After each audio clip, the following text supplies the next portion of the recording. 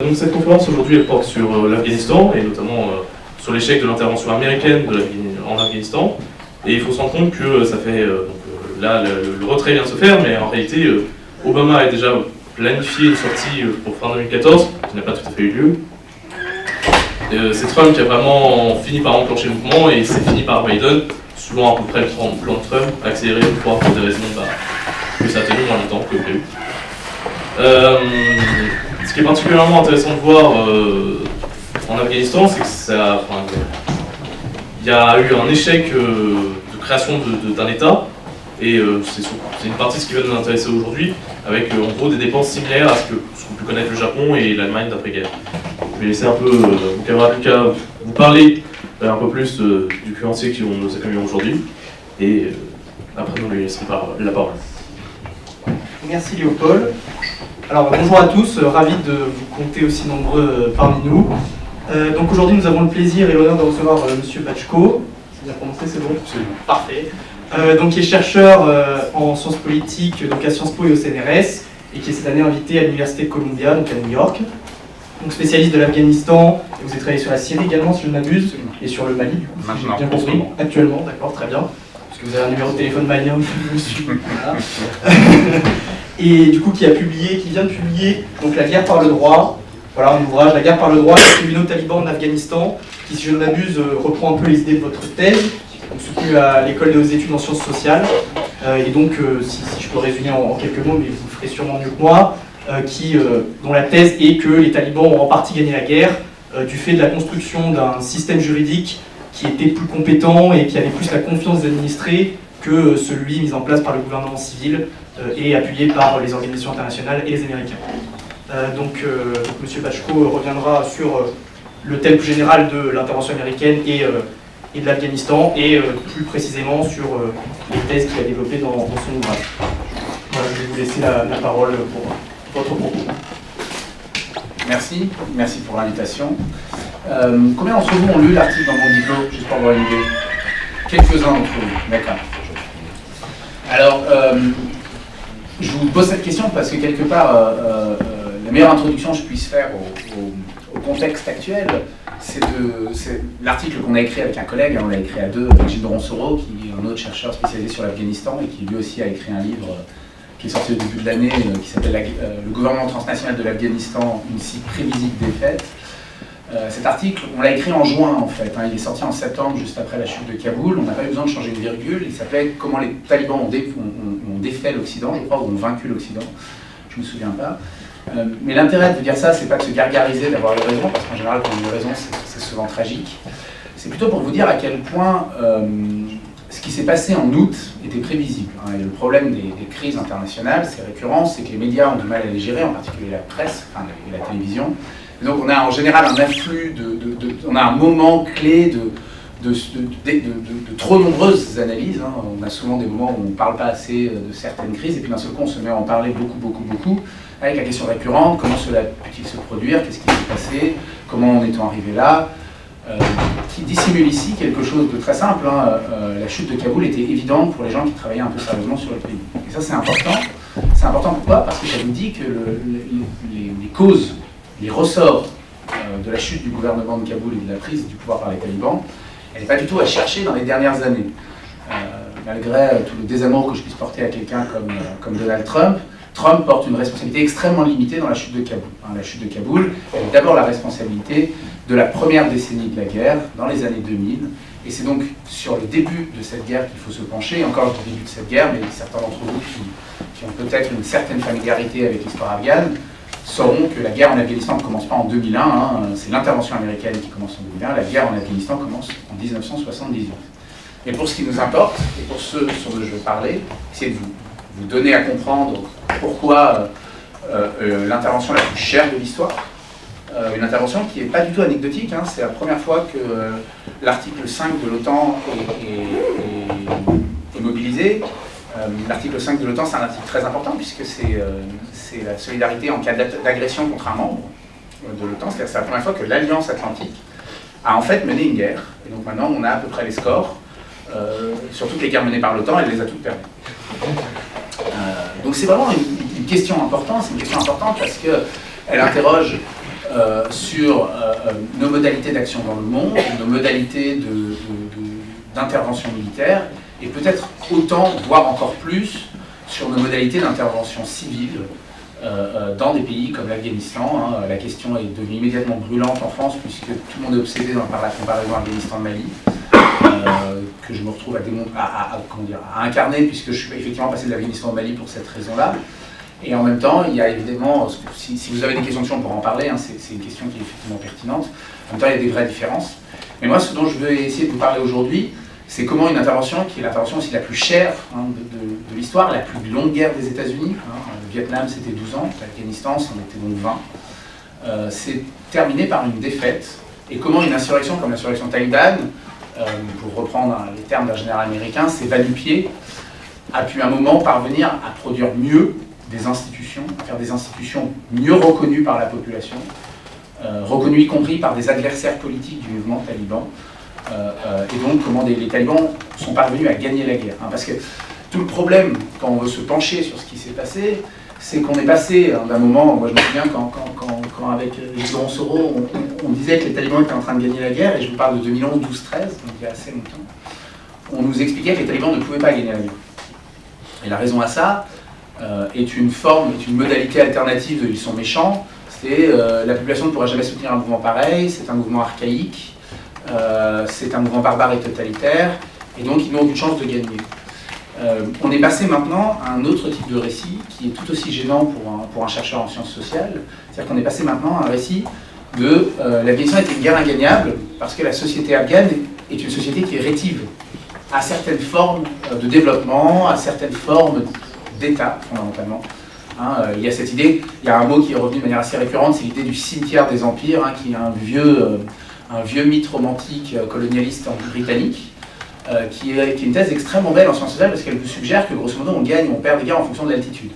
Ce qui est quand même une thèse en termes sociologiques relativement limitée. On a la théorie des climats pour le climat qui est aussi utilisée pour expliquer la défaite en Irak, je ne rigole pas, je peux vous montrer des publications dans des revues anglo-saxonnes très sérieuses. Et donc en Afghanistan c'est l'altitude qui expliquerait la défaite. Alors évidemment c'est risible quand on dit comme ça, mais en fait ça s'articule à une série de stéréotypes que je voudrais déconstruire avec vous. Et ils sont très importants. Il faut bien comprendre que si l'Afghanistan a été une défaite, c'est par les pratiques qu'on a eues et par les choses qu'on a projetées sur ce pays. Et je dis on, vous me permettrez un on de responsabilité occidentale. Moi typiquement je suis chercheur en sciences sociales à l'université, mais j'ai aussi fait par exemple de l'expertise. Et l'Afghanistan est typiquement, et c'est peut-être le premier point à souligner, un échec de l'expertise. Comment est-ce possible qu'une guerre qui est perdue il y a 10 ans de manière évidente, eh bien cette défaite a pris autant de temps à devenir claire, consensuelle. Ça a commencé il y a quelques années, ça fait quelques années maintenant qu'il y avait un consensus sur la défaite en Afghanistan.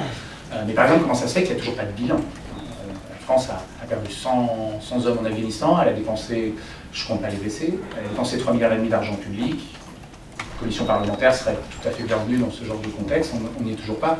Les États-Unis, eux, ont une sorte de mission d'enquête comptable sur les dépenses, mais pas d'enquête sur le déroulé de la guerre. On a toujours, quelque part, un besoin de savoir ce qui s'est passé.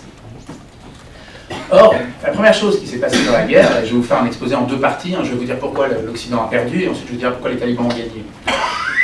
L'Occident, paradoxalement, et c'est une idée un peu contre-intuitive dans les temps actuels, l'Occident est d'abord une défaite idéale.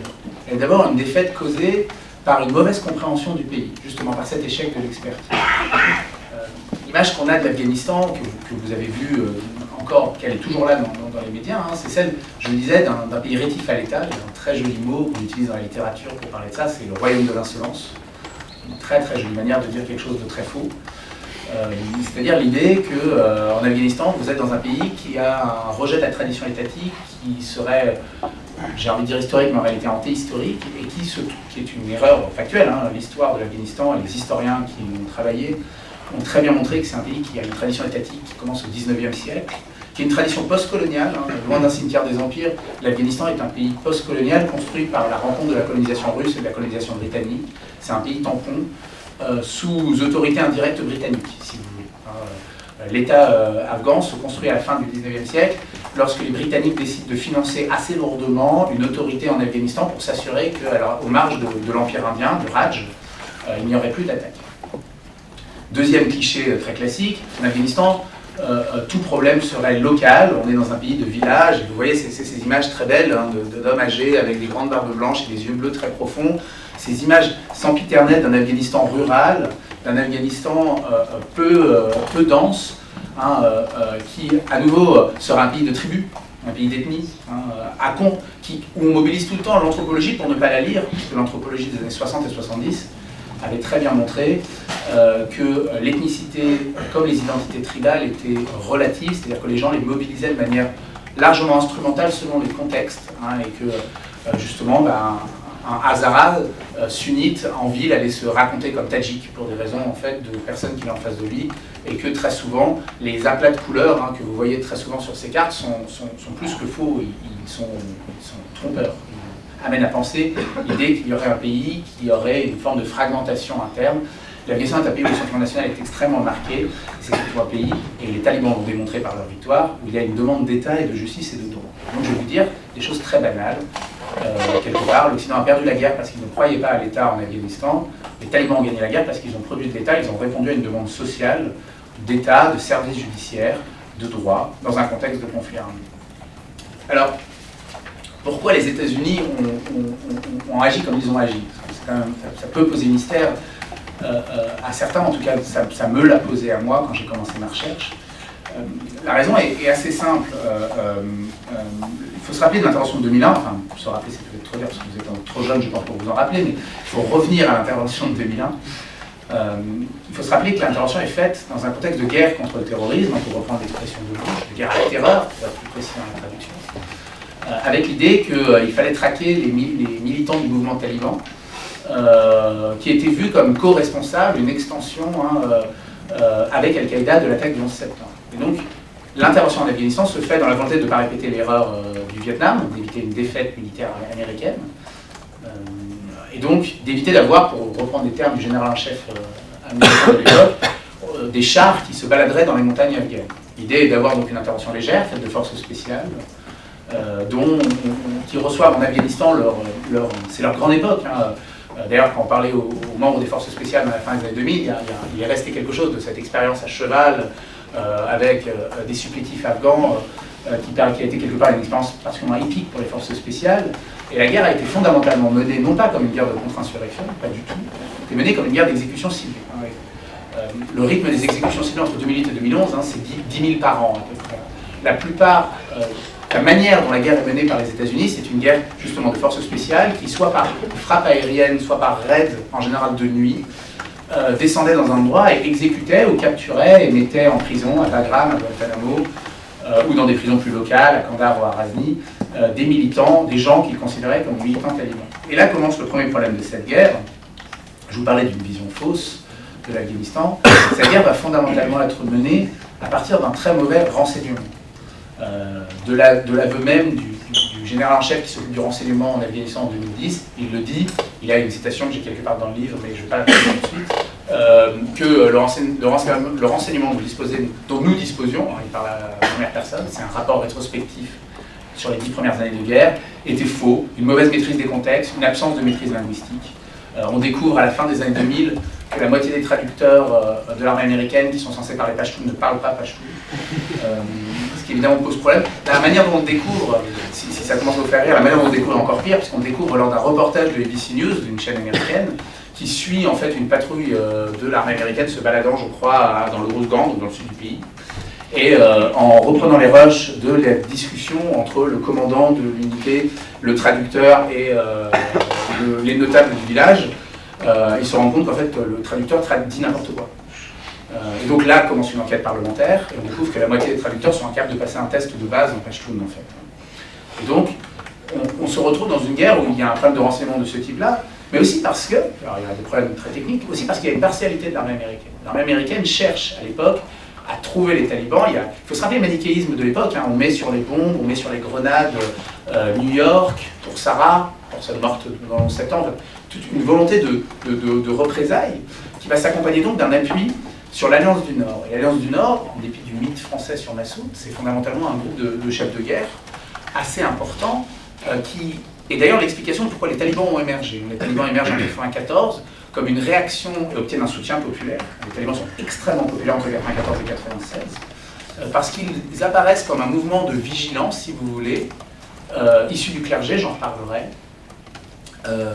un mouvement de vigilants face à une guerre intestine qui dure depuis 4 ans et qui est l'une des phases les plus violentes de la guerre en Afghanistan, entre 92 et 87. On a vraiment, dans une ville comme Kandahar, vous aviez une ville divisée en 12 zones. L'ensemble de la province de Kandahar est divisé entre une centaine de commandants. Et il y avait vraiment un ras-le-bol généralisé de 4 ans de guerre qui sont un moment de multiplication d'atrocités en Afghanistan. Et c'est ça qui amène quelque part la victoire des talibans, c'est la fatigue des autres, quelque part. Vous voyez. Et donc en 2001, quand les Américains décident de s'appuyer sur l'Alliance du Nord, ils ramènent au pouvoir des gens qui ne sont pas très populaires, qui au contraire ont été tellement pas populaires que les talibans sont apparus comme une solution. Et ces gens-là vont profiter de leur appui auprès de l'armée américaine, je vais vous expliquer le problème de la traduction assez facilement, pour placer leurs gens et non pas éliminer des militants talibans, mais bien se débarrasser de leurs propres rivaux. Dans la province de Kandahar, par exemple, le gouverneur, la personne qui va être nommée gouverneur, qui est le fils d'un des 12 commandants justement qui tenait la ville, Gulhara Shirzai. Je vous en parlerai un peu parce que c'est toujours mon exemple favori, parce qu'il est un peu extrême. En même temps, il y a un cas d'école, ça se passe un peu toujours pareil. Quelqu'un comme Gulhara Shirzai va placer son fils, son neveu et ses cousins comme traducteurs auprès de l'armée américaine, et il va profiter de ça pour éliminer d'abord ses rivaux, en les présentant comme des talibans à des forces spéciales qui deviennent le bras aveugle des revanches locales. Bras aveugle des revanches locales qui marchent d'autant mieux que je vous parlais de l'importance de l'idéal. Parfois, on finit par croire que les intérêts fonctionnent seuls et que les idées ne marchent pas. Les forces spéciales suivent d'autant plus cette idée-là. Celle-là, je vais vous la lire parce que je l'aime trop.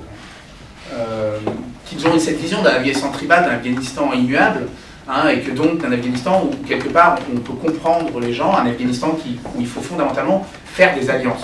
Et je vais vous lire pour vous donner une idée de ce que ça donne. Les paroles, le texte d'un officier, d'un major de l'armée américaine qui commandait le détachement des forces spéciales dans une province de l'Est du pays entre 2003 et 2005. Les États-Unis perdent la guerre en 3 ans. Ils la gagnent en 2002, ils la perdent dans les années qui suivent. Dans le récit qu'il fait lui-même de la manière dont il faut faire une intervention, dans un texte qui s'appelle One Tribe at a Time, qui est publié en 2009 et qui devient une lecture obligatoire pour les officiers américains déployés en Afghanistan. La population des montagnes avait pris et exploitait de la terre qui appartenait aux habitants des plaines. Le Malik m'a dit que la terre avait été donnée à sa tribu par, entre guillemets, le roi de l'Afghanistan, il y a très très longtemps, et qu'il me montrerait les documents. Je lui ai dit qu'il n'avait pas besoin de me montrer ses papiers, sa parole me suffisait. J'ai décidé de le soutenir. Il ouvre les guillemets, c'est lui qui parle. Malik c'est un terme d'adresse de notabilité rurale. Malik, je suis avec vous, mes hommes et moi iront avec vous parler aux montagnards. S'ils ne vous rendent pas la terre, nous combattrons à vos côtés. Alors, il ne raconte pas comment se termine cette histoire, il suggère juste par un laconique, je le cite, il suffit de dire que le problème a été résolu, qu'il a fondamentalement aidé celui qu'il appelle son ami, et qu'il appelle, je ne rigole pas, Geronimo, à s'approprier des terres contestées. Et il va en fait être un modèle de ce que les forces spéciales vont faire, c'est-à-dire une implication dans les conflits locaux pour se faire des alliés. Implication qui va être d'autant plus tragique qu'elle va passer aussi par l'armement de segments locaux de la société, en créant des milices. La milicianisation de l'Afghanistan, elle commence dès 2002. Alors, bon, l'Alliance du Nord, c'est une forme de milicianisation si vous voulez, mais surtout à partir de 2002-2003, il y a la multiplication de milices, la Host Protection Force dans le sud-est, les Counter-Terrorist Pursuit Teams tout au long de la frontière, et il y a plusieurs dizaines de milliers de personnes qui vont recevoir des armes et de l'entraînement de la part des forces spéciales en étant en dehors de l'État. Elles sont d'ailleurs, ces milices sont responsables de pas mal des abus des premières années qui vont reconstituer les talibans. De même que maintenant, de même qu'avant, on considérait que les talibans ne pouvaient pas gagner et que maintenant on considère qu'elle est ingagnable, on oublie un élément hyper important. L'Amérique a bien gagné la guerre en 2002. Elle gagne vraiment la guerre. La guerre est gagnée en 2002. Et je dis ça parce qu'il y a une manière très simple de savoir quand est-ce qu'une guerre est gagnée, c'est fondamentalement quand l'adversaire se rend. Et en 2002, Mollah envoie une lettre de reddition à l'ambassade américaine demandant simplement le fait que les militants talibans soient préservés de la traque des forces spéciales et qu'ils ne soient pas mis en prison ou exécutés. Alors, cette lettre va être refusée dans la considération que les talibans font partie des groupes terroristes et dont on est dans un contexte où le CICR se fait menacer de fermeture. Les Américains bloquent les fonds au CICR et bloquent les banques qui travaillent avec le CICR parce que le CICR communique avec les militants dans les prisons. C'est un moment de grande tension autour de cette question-là. Et donc quand les talibans proposent le fait de se rendre, la lettre passe à l'ambassade américaine et elle est refusée. Les talibans vont faire 2 autres offres de reddition, une deuxième en 2003, qui est déjà avec des conditions. Surtout en 2004, ils se mettent à demander des ministères, et qui est à l'image en fait de l'insurrection qui reprend une capacité de résistance, elle commence à s'implanter suffisamment pour imaginer pouvoir gagner. En 2005, elle cesse de faire des offres parce qu'elle considère qu'elle va gagner. C'est très intéressant de voir que dès 2005, les talibans sont dans un discours de victoire. En 2005, ils publient leur version de la Constitution de 64 pour dire « nous sommes l'État ». Le deuxième pied de l'intervention, parce que l'intervention va se faire sur 2 pieds, un pied qui est la guerre contre le terrorisme et un pied qui est le state building, la construction étatique. Quand je vous dis 2 pieds, l'opération occidentale va être divisée entre 2 opérations. Enduring Freedom, qui est une opération purement américaine, et l'opération de l'OTAN, qui va prendre le nom progressivement de force d'interposition et d'assistance et de sécurité, la FIAS, ISAF en anglais, qui elle est chargée d'aider la mise en place d'une autorité à Kaboul. Et là, on va avoir le même problème, c'est pour ça que je vous dis les cadres d'idées sont importants, la même idée d'un pays qui n'a pas d'État, une tabula rasa sur laquelle il faut construire de zéro. Elle va se faire de 2 manières, cette tabula rasa, avec des effets désastreux. Le premier, c'est dans l'idée qu'en Afghanistan, il faut un homme fort. Et donc, on va aller chercher un illustre inconnu, Hamid Karzai, qui n'est pas du tout un moderniste, il y a des vrais milieux modernistes à Kaboul, liés notamment à l'ancien régime communiste. Hamid Karzai est tout l'inverse, son père est un notable du Sud, plutôt lié au milieu fondamentaliste, et lui-même est un fondamentaliste, puisqu'en 1998, il propose ses services aux talibans, qui refusent. Vous verrez pourquoi c'est assez évident qu'ils le refusent. Les talibans sont un mouvement clérical, Hamid Karzai n'était pas membre du clergé sunnite, et donc il n'y trouve pas sa place. Et ils vont choisir Hamid Karzai pour une raison, et je vous parlais du côté se chercher des alliés. Hamid Karzai aussi est un cas de ça. Parce qu'Hamid Karzai a participé à la rédaction d'un rapport dans l'un des think tanks néoconservateurs des années 90, Project for a New American Century, sous la houlette d'un certain Zalmay Khalilzad, qui devient, après l'élection de Bush, un de ses conseillers sur les affaires étrangères, et surtout qui devient le représentant spécial du président Bush en Afghanistan, puis ensuite il devient il l'est de 2005, puis ambassadeur de 2005 à 2007. Donc pendant les 5 premières années de la guerre, il est celui qu'on surnomme le vice-roi en Afghanistan. Il est le représentant de la présidence américaine.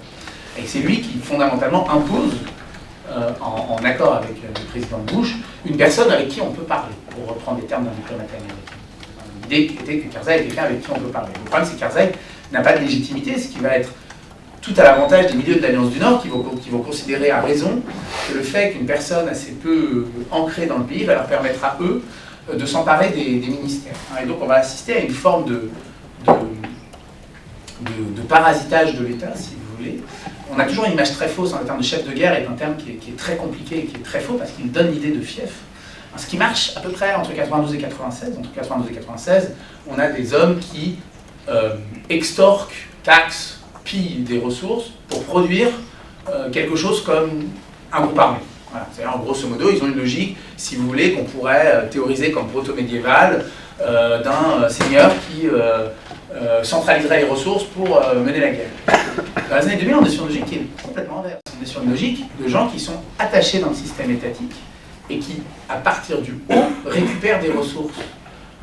Et donc, les grands potentats des années 2000, qui sont d'anciens chefs de guerre, si vous voulez, vont fondamentalement faire leur fortune, accumuler des positions politiques et du pouvoir par leur place dans l'État. C'est le cas par exemple des réseaux de Massoud qui vont s'emparer des 2 ministères régaliens sur les 3, enfin c'est le 3e pas un ministère, mais ils considéraient en Afghanistan qu'il y avait 3 espaces clés dans le sécuritaire, c'était la police, le ministère de l'Intérieur, le ministère de la Défense et le NDS, les services secrets. Et donc le deal informel, qui va être maintenu jusqu'à très tard, jusqu'à quelques années, c'était que les Panchiri, le réseau de Massoud allait avoir 2 des 3 ministères, plus un des vice-rois. Et donc le premier vice-roi, Mohamed Fahim, l'ancien numéro 2 de Karzai, va faire une carrière fulgurante et un enrichissement très clair. Il vend les postes. Le poste de chef de la police, par exemple, dans des zones frontières du Nord, dans un district, coûte $200 000. Il y avait une grille de prix. C'est vous dire à quel point c'était d'ailleurs assez rationalisé. Son successeur, le frère de Massoud, Ahmed Zia Massoud, est arrêté en 2009 à l'aéroport de Abu Dhabi avec une valise contenant $53 millions en cash. ce qui a beaucoup interrogé à l'époque l'ambassade américaine qui a fait le câble qui a fini dans Wikileaks. C'est comme ça qu'on sait qu'il y avait les autorités émiraties ayant été très ennuyées de l'avoir arrêté par erreur. L'arrestation était erronée. Et c'est tout un système de prévente qui va fonctionner en Afghanistan qui est d'ampleur assez énorme. Hein. Le scandale de la Kabul Bank, par exemple, la principale banque du pays, c'est une banque qui prête à ses potentats, on retrouve un peu toujours les mêmes noms, qu'elle ne demande pas à rembourser. C'est une somme qui atteint 1 milliard d'euros, 1 milliard de dollars, pardon, au moment de l'effondrement de la Kabul Bank en 2011. Le trafic de drogue est d'abord une source d'enrichissement au sein du gouvernement, va être une source d'enrichissement au sein des talibans. Les talibans taxent la culture du pavot, ce qui rapporte. Les gens autour du gouvernement tiennent les laboratoires, ce qui rapporte plus. Et surtout, ils tiennent les postes aux frontières, ce qui rapporte encore plus. Et par exemple, je vous parlais de Gullara Sherzai, je vous ai dit que j'aimais bien le prendre comme exemple, parce qu'en 2008, après qu'il ait complètement... qu'il ait produit un désastre à Kandahar, le gouvernement afghan cherche une manière de le faire partir, parce qu'effectivement, ça devient des formes de résistance au centre, hein, avec une accumulation de ressources pareilles. Et donc on le déplace dans une des provinces les plus riches de l'Est, qui est Nangarhar, qui est grosso modo la seule province où il accepte de partir. Parce qu'il y a le plus gros poste frontière, dont les profits étaient divisés en deux. J'ai fait des entretiens avec des gens des douanes qui racontent ça. En deux entre le ministre des Finances et le gouverneur en deux entre ce qui va à l'État et ce qui ne va pas à l'État, et ensuite, dans ce qui est pillé, entre le ministre des Finances, qui était lié à Karzai, donc à Karzai directement, et à Gullara Sherzai, le gouverneur du Nangarhar, qui justement, il veut cette pression pour ça. Qui se trouve être le plus gros propriétaire de laboratoire de drogue dans le pays, un des plus gros. Parce qu'il y a quand même le cousin de Karzai, Ahmed Karzai, qui est plus gros. Dans un contexte d'alliance, et c'est très sérieux ce que je vous raconte, c'est que ça paraît... en fait, ce serait drôle si c'était pas tragique, mais c'est vraiment très sérieux. Hein, et ça, on le savait, ces choses-là. Il se trouve nommé en 2009 à la tête de la campagne d'éradication de drogue dans l'Est du pays. On le renomme en 2012 à la même campagne d'éradication de drogue dans l'Est du pays. Et donc, si la lutte contre la drogue se traduit par une augmentation de la production de drogue, n'importe quel économiste un peu sérieux vous dirait c'est logique. Si vous donnez à un des acteurs du marché la possibilité de nettoyer le reste du marché, vous le rationalisez. C'est ce qui s'est passé dans l'Est du pays. Il s'est débarrassé de ses rivaux et il a augmenté sa production. Et la réponse à ça est très simple, parce que évidemment, vous imaginez bien que l'Agence des Nations Unies, UNODC, l'Agence des Nations Unies de lutte contre la drogue et le crime ne sont pas idiots, c'était une notoriété publique, mais en fait c'est une pression américaine, parce que Gullara Sherzai tient le système sécuritaire dans le sud et l'Est, en partie. Donc il y a un allié des forces spéciales, et il y a plein de priorités contradictoires dans la production étatique. L'une des priorités contradictoires, c'est le fait d'avoir un allié capable de traquer Al-Qaïda et qui se bat. Et Gullara Sherzai s'est battu au moment où on lui demandait de se battre. Ce système va effectivement descendre. Vous imaginez bien que si je vous dis qu'un poste de la police dans le Nord coûte 200 000 $, il faut récupérer cet argent. Hein. Donc ça va produire un système de corruption en cascade. Hein. Et alors là, il faut aussi mettre une chose au clair. L'Afghanistan n'est pas un pays où il y a une culture ou une économie morale, pour utiliser le concept de sciences sociales qui y correspond, de la corruption. Il n'y a pas de tradition de la corruption en Afghanistan. Le régime communiste des années 80 est un régime où il y a très peu de détournement de fonds ou de privatisation de fonds publics. Ça va se produire bien dans ce système-là, hein, qui va se traduire jusqu'en bas du système avec, pour ce qui nous intéresse ici, puisque je vais vous parler un peu de droit, chez les juges, un fonctionnement par la corruption, un système d'enchères dans les procès, en fait, grosso modo, vous devez payer l'huissier pour que l'affaire avance, vous devez payer le juge, mais dans une compétition où vous n'avez pas les informations sur ce que paye l'autre. Hein, les affaires se finissent en général pour celui qui a le plus payé, mais étant donné que l'affaire se gagne par les sommes payées, tout le monde fait appel. Donc vous êtes dans un pays qui a un des taux les plus exceptionnels de passage en appel. Hein. 80% des affaires en première instance passent en appel, 70% des affaires en première instance finissent à la Cour suprême. Et encore, si le problème, les gens me le racontent et ils l'expliquaient bien, hein, c'est que si vous ne payez pas la police, la décision n'est pas appliquée. Et donc un grand propriétaire du nord du pays m'expliquera qu'il ne préfère pas faire de procès alors même qu'on lui sait approprier ses terres, parce que ça va lui coûter plus cher de les récupérer par le gouvernement et qu'il préfère attendre les talibans. Vous voyez tout doucement vers quoi j'arrive. Hein. L'une des choses étonnantes de l'intervention occidentale, c'est qu'elle ne va pas répondre à une demande très simple, une demande d'État, de sécurité et de justice. Demande qui est assez banale. Moi, j'ai travaillé en Afghanistan, en Syrie, maintenant je travaille au Mali. Bon, je connais assez bien la littérature sur le conflit armé, parce que je travaille de manière assez comparative. Hein. Et en fait, l'histoire que je raconte dans l'ouvrage, elle est une histoire qui est, somme toute, assez... alors, pas l'intervention, celle-là, elle n'est pas banale. Mais la demande de justice en Afghanistan, elle est une histoire assez banale. Parce que, et là, quelque part, je fais une parenthèse, mais elle est importante pour comprendre ce que c'est qu'une guerre civile. On ne sait plus ce que c'est en Europe qu'une guerre civile. On a du mal à imaginer ce que c'est. Et puis on a toujours cette image trompeuse de la philosophie politique qui est une catastrophe, parce qu'elle a construit dans un modèle hobbésien, à la suite de Hobbes, à la suite de toute la théorie politique, l'idée qu'une guerre civile, c'est un espace de non-droit, c'est le moment où le droit s'arrête. Hein, le droit s'arrête, les armes commencent. Ou pensez à toutes les métaphores pathologiques, hein, le plus grand des mots, disait Pascal par exemple. En fait, une guerre civile, c'est tout l'inverse. Une guerre civile, c'est pas un moment où il y a moins de droits, c'est un moment où il y a plus de droits. Si vous voulez comprendre ce qu'est une guerre civile, l'Afghanistan, c'est un cas d'école. C'est un moment où plusieurs acteurs politiques font du droit. Plusieurs acteurs exercent, mettent en place des systèmes judiciaires, tranchent des litiges, arbitrent des conflits. Et donc ça veut dire, c'est très important à comprendre, qu'une guerre civile, c'est un moment où il y a des décisions juridiques très nombreuses et contradictoires. Ça se traduit pour les gens en Afghanistan, et ça depuis 1978, par quelque chose de très simple. Vous avez une exacerbation et une multiplication de toute une série de litiges. Je vais vous dire quelque chose qui est très évident, mais qui est important à comprendre, parce qu'on n'en a pas toujours conscience. Une guerre civile n'est pas un moment où les gens arrêtent de se préoccuper de leur vie personnelle pour un engagement dans la lutte. Enfin, il y a des gens qui font ça. Mais le gros d'une population ne fait pas ça. Donc, les affaires les plus préoccupantes pour les gens restent l'affaire d'héritage. Vous avez tous vu comment les gens se déchirent en France pour une affaire d'héritage. Je vous garantis qu'en Afghanistan, c'est pas mieux. Une garde d'enfants, un mariage, une rupture d'un mariage, donc un divorce. Un mariage qui ne se produit pas quand, en plus, dans un pays comme l'Afghanistan, les mariages sont en général des contrats faits entre les familles avant la naissance des enfants. Toute une série de choses qui sont des affaires qui, pour les familles, sont hyper préoccupantes, sont très importantes, et sur lesquelles, en général, elles ont vu se succéder une, deux, trois, jusqu'à une dizaine d'autorités juridiques successives. Une guerre civile, pour la population, c'est un moment d'incertitude juridique radicale. Et donc, cette dysfonctionnalité du système judiciaire afghan, cette dysfonctionnalité du système politique afghan, elle va quelque part laisser un espace de vide que les talibans vont combler. Les talibans s'imposent en Afghanistan en palliant les déficiences de l'État. Ils le font pour deux raisons. La première, elle est très pragmatique. Ils prennent progressivement possession de territoires, ils font toujours un peu la même chose. C'est une tradition assez classique en maoïste. Hein. Les talibans ici n'ont rien inventé. Ils éliminent les fonctionnaires ou les menacent pour que ceux-ci partent dans les villes, et ils font partir de la même manière où ils éliminent les relais de l'administration. Vous voyez, par toutes les notabilités justement qui seraient fidèles ou liées au gouverneur ou à des hommes politiques liés au régime. Mais une fois qu'ils ont fait ça, évidemment, les gens se tournent vers eux en leur disant qu'il y a tel souci à résoudre, il y a tel problème, il faut faire quelque chose. Donc il y a une dimension pragmatique d'un groupe qui prend le pouvoir, qui devient de facto l'autorité.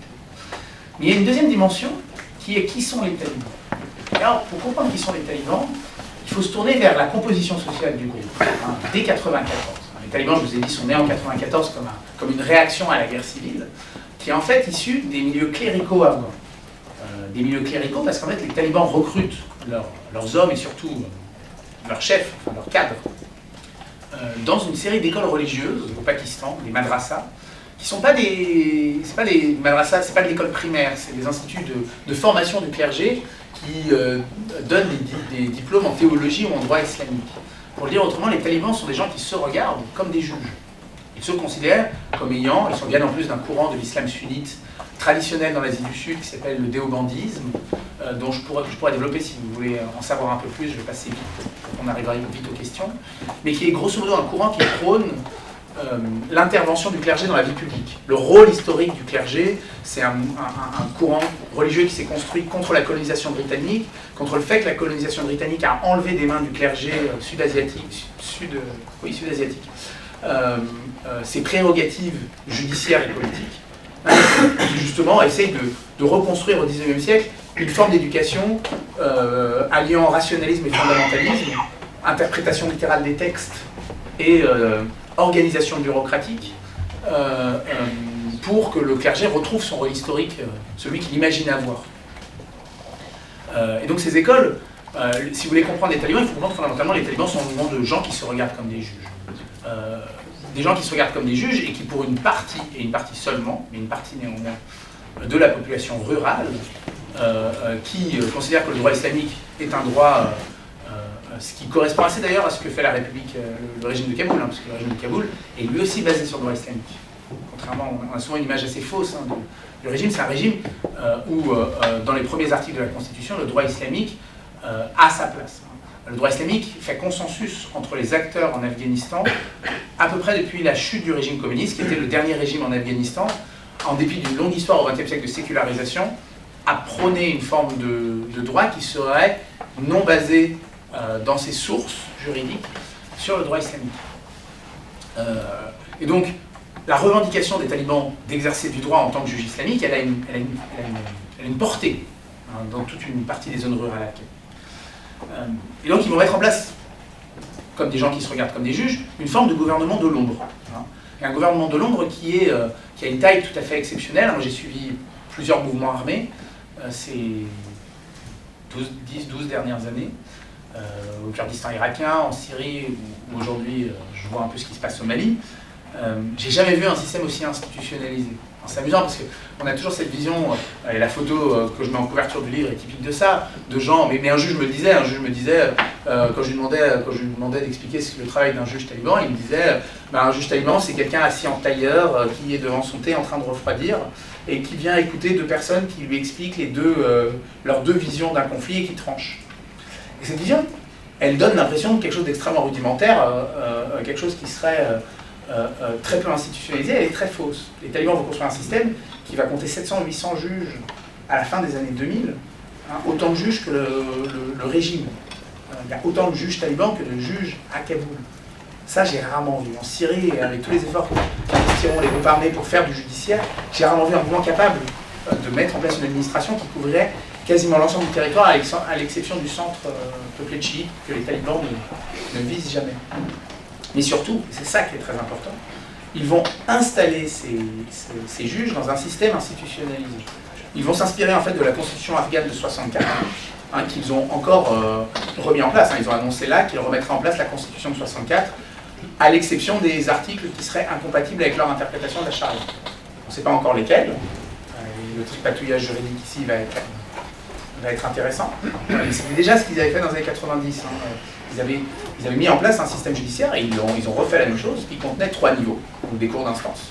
Les cours d'appel à l'échelle des provinces, les cours d'instance sont à l'échelle des districts. Et une cour suprême dont ils prétendaient qu'elle siégeait dans une province du sud du pays, l'Allemande, et qui en fait siégeait au Pakistan. Et vous voyez le sens aussi des symboles de ce mouvement-là. Quand je vous dis que c'est des gens qui se regardent comme des juges, qui se voient comme l'État, ils publient en 2005 les 23 pages de constitution, qu'ils n'ont jamais mis en place exactement. Le document a une valeur extrêmement étrange. C'est un mouvement qui ne se prénomme pas les talibans. Nous, on les nomme les talibans, mais eux, ils se prénomment l'Émirat islamique d'Afghanistan, le nom de leur régime entre 1996 et 2001. Quand on parle aux juges, quand on parle à des commandants talibans, ils vous disent la même chose. Ils vous disent « nous sommes le gouvernement qui a été injustement sorti du pays par une invasion étrangère ». C'est ça leur discours. C'est donc un mouvement qui va essayer d'incarner, autant qu'il le peut, va essayer de prouver qu'il est l'État. Et donc, il va inscrire ses juges dans l'institution. Je vous disais des cours d'appel. Peut-être la chose la plus intéressante de ce système, c'est le système de rotation que mettent en place les talibans. Un système où moi j'ai vu des juges qui ont fait une carrière, si vous voulez, en allant de l'ouest à l'est du pays, du nord au sud. Le juge qui a le plus bougé, des rotations tous les 6 mois, 1 an, a bougé 9 fois. Ce qui est considérable sur des gens qui ont été juges 5-10 ans. Parce que moi je fais mes entretiens entre 2011 et 2014. Donc j'ai en face de moi des gens qui ont bougé tous les 6 mois, 1 an en moyenne. Avec en plus une réflexivité sur la raison pour laquelle ils doivent faire des rotations. Un juge me dit, plusieurs d'ailleurs me le disent, c'est très important qu'on reste extérieur aux relations sociales locales. Pour bien juger, il faut qu'on ne connaisse pas les gens. Il est très important qu'on bouge pour éviter que les gens, qu'on connaisse suffisamment les gens pour qu'ils osent nous offrir des cadeaux. Le troisième mécanisme, donc je vous disais, hiérarchie juridictionnelle, système de rotation. Les talibans mettent en place un système d'inspecteurs clandestins qui vont dans les villages pour demander comment fonctionnent les procès. Un système qui fonctionne sur une logique relativement procédurale, avec notamment un usage important de l'écrit. L'écrit joue un rôle très important chez les talibans, contrairement à nouveau à l'image qu'on en a. Et les documents des procès, il y a une production archivistique assez importante. Il y a même des débats au sein du mouvement, quand moi je fais mes entretiens, sur est-ce qu'on devrait avoir une archive nationale ou plutôt une archive provinciale, avec la difficulté de gérer d'un côté l'insécurité que provoque le fait de faire une archive nationale, puisque les juges sont traqués directement. À partir de 2008, les forces spéciales visent les juges parce qu'elles découvrent que les tribunaux talibans, elle comprend, la CIA va finir par comprendre en 2008 que les tribunaux talibans sont un élément essentiel de la progression talibane, ou au niveau provincial, mais avec un problème, c'est des contradictions entre provinces. Et pragmatiquement, ils vont maintenir des archives à une échelle non pas provinciale, non pas nationale, mais sous-régionale, en faisant 5 ou 6 blocs d'archives, pour avoir des décisions qui ne sont pas trop incohérentes. Ça vous dit le côté bureaucrate et administrateur des talibans. C'est une bande de bureaucrates. Un juge me disait très bien, avec un peu d'ironie, que quelque part les talibans sont la caricature de ce que seraient les juges s'ils n'étaient pas mis dans un système institutionnel aussi carré qu'en France. Et il disait, moi et mes collègues, si on me laissait légiférer sur tout, on le ferait. Les talibans ne sont pas un mouvement qui fait de l'arbitraire, c'est un mouvement qui fait de la surnorme. Leur passage au pouvoir dans les années 90, c'est un moment de multiplication de décrets, de multiplication d'interdictions. Les échecs, certaines formes de musique, c'est très compliqué la musique, c'est toute une série de décrets. Certaines manières de sortir dans la rue, mais avec toute une série de décrets, une hyper-production de décrets. L'interaction, alors mon préféré, c'est toujours celui-là, c'est les homards. Ce qui, dans un pays comme l'Afghanistan où il n'y a pas la mer, interroge beaucoup quand même.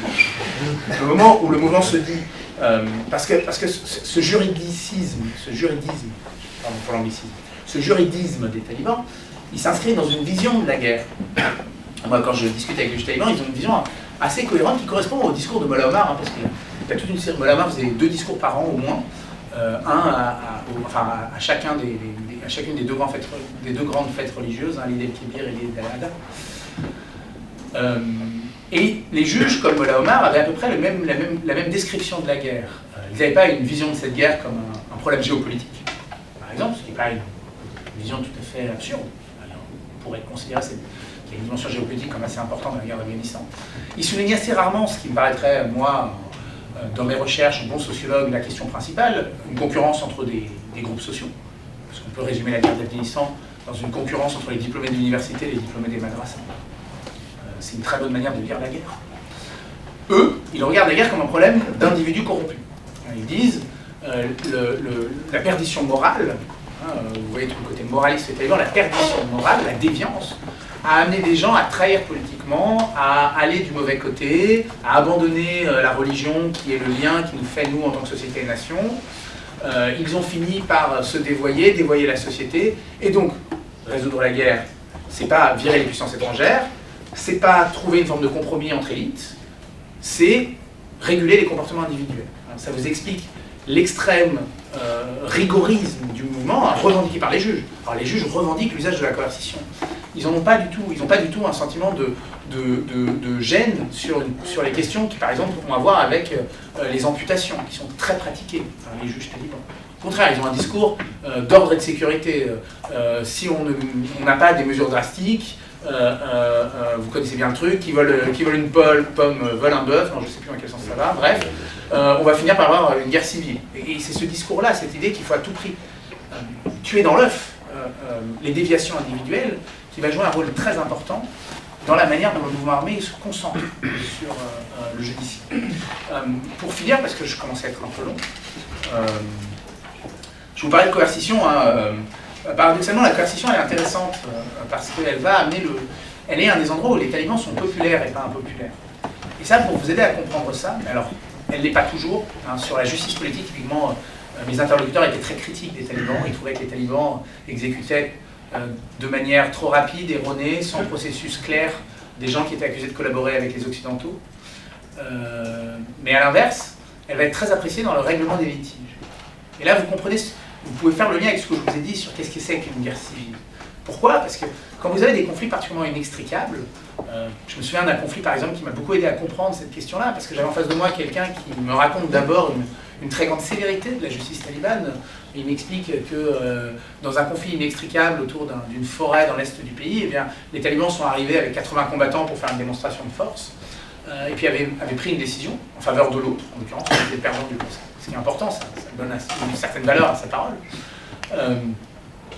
et avait menacé, lui en l'occurrence, de brûler sa maison et de bannir sa famille s'il refusait la décision. Et au lieu de me donner ce que j'imaginais, c'est-à-dire une critique de cette justice talibane, il me dit « Bien, je peux enfin sortir sur ma Kalachnikov de chez moi. Ça fait des années que je crains mon voisin, je n'ai plus à le craindre. » Et là, vous retrouvez comment, quand je vous parle de demande de justice et de droit, je ne vous parle pas d'un point de vue de valeur. Je ne dis pas c'est important de vouloir du droit et de la justice. Les talibans sont par exemple pas un mouvement qui fait de la redistribution foncière. Ils considèrent qu'il faut trouver l'authentique propriétaire. C'est un mouvement qui est fondamentalement conservateur sur les questions de propriété. C'est un mouvement encore plus conservateur sur les questions de mœurs. Il n'y a pas plus patriarcal que les talibans. Il ne faut pas vous y tromper, hein. Tout ce que je vous dis n'enlève pas du tout tout ce que vous avez vu ou entendu. Les talibans sont bien un mouvement qui considère, les juges me le disaient très bien, qu'une femme qui fait appel au juge, elle n'a pas tout essayé. À la différence des hommes qui, eux, quand ils font appel au juge, auraient donc tout essayé.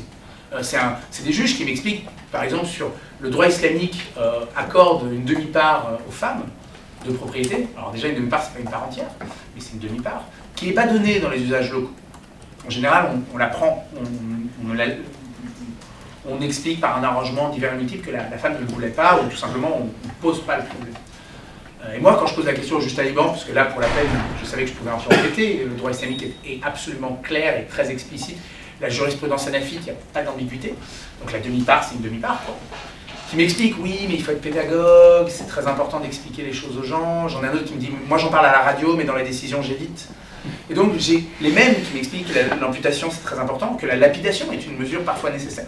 Il faut en venir à ce genre de mesure. M'explique, alors pour la demi-part, là, bon, il faut comprendre, c'est compliqué, les gens ils n'acceptent pas tout. Donc, et vous voyez, on voit bien, c'est le sociologue Pierre Bourdieu avait une très belle formule pour parler du droit. Il disait que la meilleure manière de comprendre le droit, c'est de voir les passe-droits. Si vous voulez comprendre le rapport qu'on a dans le droit français vis-à-vis de l'évasion fiscale, il faut voir les peines. Voilà. C'est le principe pour celui. Pour, si vous voulez comprendre le rapport des talibans à l'égalité homme-femme, il faut voir les passe-droits. Un mouvement qui considère qu'à un moment, les femmes doivent revenir sous l'autorité des hommes, que la guerre a amené les femmes à se comporter trop librement, trop mal, et que une société bien réglée, c'est une société où les hommes vont enfin retrouver la place qu'ils devraient avoir dans l'unité domestique, celle de chef de famille. Donc quand je dis patriarcal et extrêmement patriarcal, je pèse mes mots, c'est vraiment le bon mot. C'est un mouvement extrêmement patriarcal qui cherche à refaire ça. Alors, je vais conclure là-dessus. Les talibans ont gagné la guerre avec une justice qui a été, qui chez mes interlocuteurs, chez les usagers des cours, ou chez les gens avec qui je parlais, qui étaient le public quelque part de ces procès-là, de cette guerre, était décrit comme populaire. J'ai commencé, c'est comme ça que j'ouvre le livre, je commence avec un grand soutien de Karzai dans le sud du pays qui m'a fait comprendre ce sujet, je pourrais en parler un peu plus si ça vous intéresse, qui, après m'avoir dit que les talibans ne sont pas des vrais talibans, faisant un jeu de mots sur la signification du mot, ça veut dire grosso modo que l'organisation des talibans ne sont pas des vrais étudiants en religion, ce sont des ignares, ce sont de mauvais musulmans, quoi. Me dit 2 heures plus tard, les juges talibans sont meilleurs que ceux du gouvernement. Et la défaite, elle va se jouer là, dans cette relativité. Les talibans n'ont pas réussi à montrer que leur justice, elle est bonne. Ils ont réussi à prouver que leur justice, ou plutôt ils ont réussi à faire reconnaître leur justice par la population comme meilleure que celle du gouvernement, comme plus accessible, comme moins chère, comme plus familière, comme plus intègre, plus impartiale, plus fiable. A l'inverse, d'ailleurs, le problème que me disaient les gens à l'époque, c'était qu'elle était probablement moins pérenne, moins officielle. Les gens me racontaient une peur assez chevillée au corps, que justement la résolution qui permettait de sortir enfin sans sa Kalachnikov de chez soi, eh bien, elle pourrait être remise en cause si les talibans venaient à perdre la guerre. Ça vous dit 2 choses. La première, c'est que ce problème-là, il n'existe plus, puisque les talibans ont gagné la guerre. Mais ça vous en dit un deuxième. Gouverner comme une insurrection, c'est pas gouverner comme un régime. La reconnaissance que les talibans ont eue de faire mieux que le gouvernement, de parvenir à pallier les déficiences de l'État, eh bien, ce n'est pas la même chose qu'être l'État. Et si les talibans avaient une forme de popularité qui était quelque part d'abord l'expression d'un rejet, l'expression d'un choix très limité, ils sont aujourd'hui l'État, et le type de défis auxquels ils sont confrontés aujourd'hui n'ont rien à voir avec ceux qu'ils avaient dans les dernières décennies. Je vous remercie. Est-ce que vous pourriez détailler tout ce qui est tout ce que les Américains ont mis en place pour essayer de comprendre et qui semble avoir violemment échoué le système afghan, et notamment comment ça se fait qu'ils aient pu à ce moment se tromper sociologiquement et anthropologiquement. Si vous pouvez rappeler ce que c'est, bien sûr. Alors les Humanitarian Systems, c'est l'idée inventée par une anthropologue américaine, Montgomery McFate, que les guerres se gagnent par la maîtrise culturelle d'un pays, et la maîtrise, donc, que quelque part, c'était il y avait toute une série de discours sur la quatrième dimension, qui à l'époque n'était pas l'espace, c'était la culture. Vous voyez. Et donc, si on comprenait qui comprend la culture gagne la guerre. Et les talibans gagneraient la guerre parce qu'ils maîtrisaient mieux la culture afghane que ils savaient mieux faire du tribal, ils savaient mieux faire du local, du villageois. Et donc, on va développer l'idée d'embarquer, c'est ça la traduction qui a été trouvée chez les Français, des anthropologues dans des unités de combat. Sauf qu'en fait, on n'embarque pas des anthropologues. On recrute des licenciés ou des masters en sciences sociales.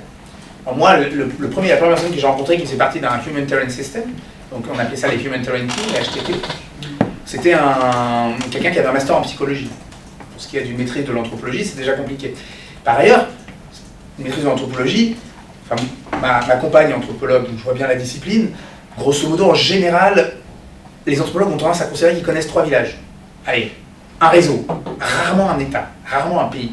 Et donc l'idée même qu'on allait avoir des gens qui avaient une maîtrise à l'échelle nationale était, pour le dire très simplement, incompatible avec l'anthropologie. Les Humanitarian Teams, surtout, ne lisaient pas la littérature anthropologique. Elle ne correspondait pas donc à la prise en compte d'une littérature anthropologique extrêmement riche sur l'Afghanistan. L'Afghanistan, c'est un des creusets de l'anthropologie mondiale, avec le Mali, le Soudan et le Yémen, quelques autres pays comme ça, en général des pays justement qu'on regarde comme un peu marginaux, qui parlent le terrain de jeu de l'anthropologie. Et il y a toute une anthropologie dans les années 60, 70, 80, 90 qui explique que les tribus sont en train de disparaître. À l'exception d'une série de provinces dans le sud-est, très limitées, où la guerre n'était pas... C'était pas là que la guerre s'est jouée. Donc en fait, si on lisait un peu sérieusement ce qu'écrivaient les anthropologues, c'est plutôt la détribalisation du pays. Au contraire, l'anthropologie montrait assez bien toute une série de transformations globales très importantes, hyper intéressantes, il y a vraiment une très belle littérature anthropologique sur l'Afghanistan, mais qui n'était pas du tout lue par les militaires. Et surtout, et ça c'est l'élément probablement le plus important, les Humanitarian Teams ne servaient pas à produire du savoir. Elles servaient fondamentalement à justifier des décisions qui étaient en général prises par leurs commandants. Et donc elles faisaient quoi? Elles servaient très simplement ce que fait dans une unité militaire un bureau J2. S'il y a un militaire dans la salle, il comprendra tout de suite de quoi je parle. C'est-à-dire que c'est fondamentalement les gens qui sont censés agréger les connaissances à peu près qu'on obtient un peu du bas, beaucoup du haut, essayer d'en déduire un cadre opérationnel pour le commandant, quoi. Et donc en fait, les Humanitarian Teams vont faire le travail de ce qui était fondamentalement l'agent de renseignement de l'unité, avec en plus un travail, une moindre maîtrise que les agents de renseignement, qui eux au moins ne se racontent pas comme anthropologues, mais ont quelque part une maîtrise de la gestion de la documentation et de la manière dont on fait une transmission de connaissances à l'échelle d'une unité. Et donc, la prise en compte de l'anthropologie, elle va ici dissimuler en fait l'endroit où c'est le plus visible. C'est probablement moi j'ai toute une partie là-dessus sur la réinvention de la justice culturelle en Afghanistan, qui va passer en fait par des instances créées par des ONG et des entreprises privées sous contrat occidentales, et qui ne sont pas du tout une prise en compte du local. On utilise des mots de Jirga, Shura, il y a toute une série de chercheurs qui vont vous expliquer qu'en Afghanistan, tout est local et donc il faut mettre en place des Jirga et des Shura. En fait, ce qu'on va utiliser, c'est les modalités d'informalisation de la justice mises en place aux États-Unis dans les années 80, qui vont passer ensuite dans les canaux de la Banque mondiale dans les années 90 et produire un milieu de l'expertise de la justice informelle, qui est un milieu extraordinaire, c'est un de mes objets d'études actuels, qui en fait, sous prétexte de faire du local, fait en fait de la position de concept, avec toujours les mêmes chiffres par exemple. 99% des conflits ne sont jamais gérés par la justice étatique. Alors pourquoi 99 ? Pourquoi ? C'est évidemment des chiffres qui sont des artefacts, c'est des chiffres à la TEDx, quoi. C'est les chiffres qu'on annonce pour commencer une conférence, ça marche vachement bien. Alors, parfois on dit 80, 90 et 95, il y a pas de chiffres qui tournent. C'est jamais 87, 86,8, c'est des chiffres qui... Et en fait ils correspondent à aucune étude. On n'a jamais eu une étude qui disait, parce qu'en fait quand ça se passe en dehors de l'État, il n'y a pas de stats. En France aussi, la plupart des conflits se règlent en dehors d'un tribunal, dans une famille. Bon, mais on n'a pas de statistiques, on ne sait pas.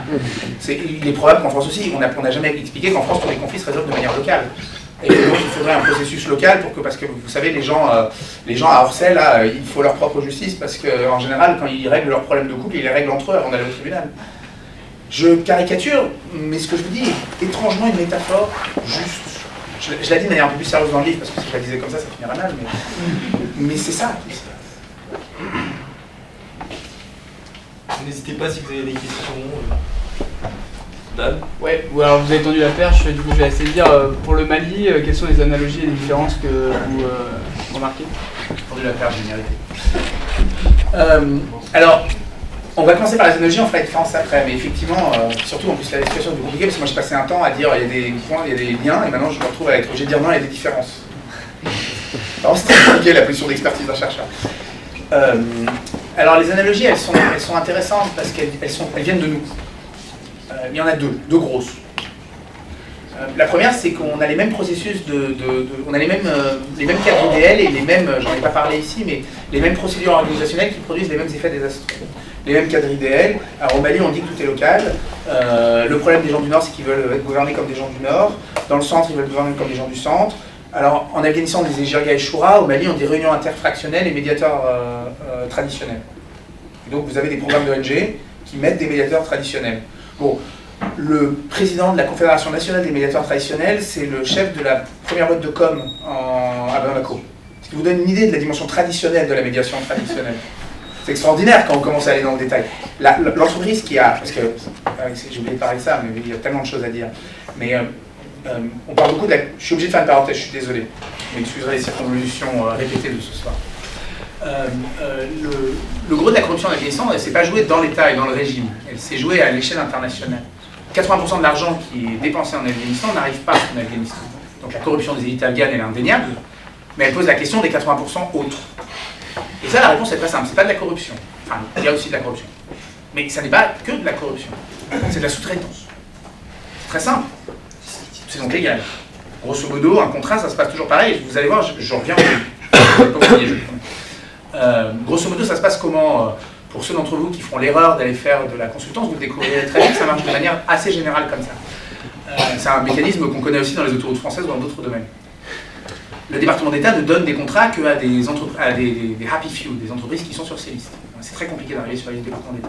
Donc c'est des très grosses multinationales. Adam Smith International, Pacific, je ne sais plus ce qu'elle a, Engineers, Dean Corps, des noms que personne ne connaît. Alors on connaît les versions militaires, hein, parce que il y a l'équivalent dans le mercenariat, donc là c'est devenu un peu plus connu. Les gens autour de Prince, Blackwater, quoi. Mais il y a la même chose dans le civil, évidemment. Et c'est des très grosses boîtes, Development International Alternatives, gigantesques boîtes dont personne ne connaît le nom, qui eux prennent les contrats. Bon, mais le problème c'est qu'ils n'ont pas de réseau en Afghanistan. Qu'est-ce qu'ils font? Ils sous-traitent. En général, il y a une entreprise binationale qui, elle fait le lien, mais elle n'a pas de vrai réseau à Kaboul. Donc elle sous-traite. Une entreprise afghane qui, elle sous-traite, grosso modo, pour les Américains ou d'ailleurs d'autres pays. Mais le problème, c'est que le programme, il n'est pas local. Il n'est pas à Kaboul, il est dans le local, qui est en dehors de Kaboul. Donc eux, ils sous-traitent. Mais en général, le problème, c'est que ce n'est pas juste la province. Il faut aller dans les villages. Donc on sous-traite. Quand vous avez sous-traité 5 ou 6 fois et que chacun prend 20-25%, évidemment, il reste plus de 20% sur les 80 du budget, quelque part. Voilà. Cette logique-là, elle se traduit par le fait, par exemple, vous allez voir que je ne vous ai pas oublié, que l'entreprise qui se retrouve à être chargée des plus gros contrats de justice informelle en Afghanistan, Check and Company, est aujourd'hui le plus grand sous-traitant du Canada qui s'occupe des plus gros problèmes de justice informelle au Mali. Quand je vous dis il y a des circulations, elles sont assez directes. Donc d'abord il y a ça. Alors ça produit des homologies, évidemment. La deuxième logique d'homologie, mais elle est aussi liée à nous, c'est la corruption très, très forte des élites. J'ai trouvé une formule la dernière fois que j'ai parlé en public et je crois que je vais la garder, celle-là. C'est des élites qui ont l'air de couper la branche sur laquelle ils sont assis, puisque, grosso modo, ils ont une logique de pillage et de prédation et d'argent qui est en fait amené vers l'extérieur. Alors très précisément, en fait, ils scient la branche sur laquelle le reste de la société est assise. Parce qu'en fait, eux, fondamentalement, sont dans une logique de fuite. C'est pas un hasard si... que Kaboul soit tombé plutôt en août qu'en septembre m'a étonné, mais c'est pas un hasard si elle est tombée si vite, parce que aucune des personnes qui a mis des dizaines ou des centaines de millions à l'extérieur va se battre pour l'Afghanistan. Ce sont des gens qui, fondamentalement, ont, pour le dire en termes sociologiques, un fonctionnement extraverti. Ils sont vers l'extérieur, vers l'international. Leurs enfants sont dans des écoles qui ne sont pas les écoles maliennes. Leur fonctionnement social, il est déraciné du pays. Et ça, le Mali est encore plus impressionnant que l'Afghanistan parce que l'argent est moindre et ils le font plus. Mais, si vous voulez, je vous le dis comme ça exprès, je vous le dis parce que ça vous permet de voir que ce n'est pas une logique locale. Il n'y a rien à voir avec la culture malienne ou la culture afghane. C'est pas un hasard si on trouve les deux mêmes choses. C'est des logiques qui se construisent dans un fonctionnement d'internationalisation des élites, où grosso modo les modalités d'accumulation sont moins nationales et donc produisent moins d'intérêt à ce que les marxistes disaient à l'ancienne, une forme de reproduction, quoi. La bonne vieille élite qui est un peu ce qui reste encore en France, normalement elle est censée vouloir se reproduire. Vous voyez la famille Muliez, c'est le modèle de l'élite. C'est grosso modo, on prend beaucoup, mais on sait qu'à un moment on reste dans cette société, donc on va comprendre. La version afghano-malienne, qui est vraiment internationalisée, elle se permet d'avoir des niveaux de prédation qui sont extraordinaires. Le Mali, c'est 7% de taxation effective, 15% officielle, 7% effective. On est à 45 en France. Quand vous êtes à 7, effectivement, la fourniture de services publics devient limitée. Les différences, même. Et les différences, elles sont énormes. Elles sont très importantes. La plus grosse pour moi, et la plus impressionnante, c'est que le JNIM, donc l'insurrection, le grand groupe de l'insurrection malienne, n'est pas les talibans. Il n'a pas la même capacité organisationnelle. Il y a des points communs, ils font du droit, il y a les tribunaux. Moi j'entends déjà les gens me raconter les tribunaux du JNIM sont meilleurs que ceux du gouvernement. Donc il y a la même similarité qui est en plus assez typique des mouvements islamistes qui forment assez facilement des juristes. Le problème c'est qu'il n'y a pas un réseau de madrasa comme au Pakistan et donc il n'y a pas un encadrement aussi formé, donc il n'y a pas un mouvement aussi institutionnalisé. Et ça c'est plutôt une mauvaise nouvelle, parce qu'en fait un mouvement institutionnalisé, premièrement c'est un mouvement avec qui vous pouvez plus facilement parler, plus c'est centralisé, grosso modo, le Taliban est un mouvement avec qui il est assez facile de parler. Les processus de négociation qui ont commencé en 2009, les Français ayant fait le premier à Chantilly, se sont révélés, ils avaient en face d'eux des gens qui avaient des positions très claires et des noms très clairs. C'était extraordinairement simple. C'était du côté gouvernement que c'était vachement compliqué parce qu'il y avait en permanence des tensions.